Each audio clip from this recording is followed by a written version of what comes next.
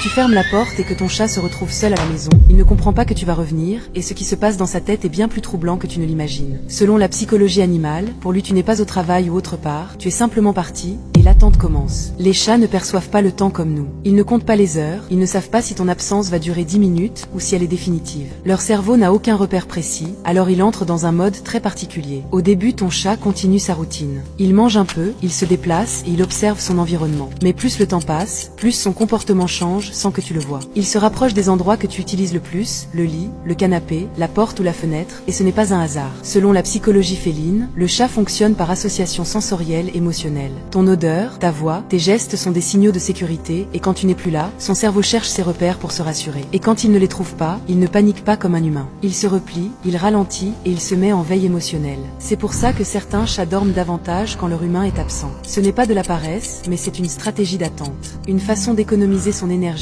en attendant que le monde redevienne stable. Et quand tu rentres enfin, ton chat ne saute pas toujours de joie. Il peut même t'ignorer, mais ce n'est pas de l'indifférence. C'est un relâchement profond, et son système nerveux comprend que l'absence n'était pas définitive. Ton chat ne t'a pas oublié, il ne s'en fichait pas, il t'a attendu à sa manière silencieuse, stable et fidèle.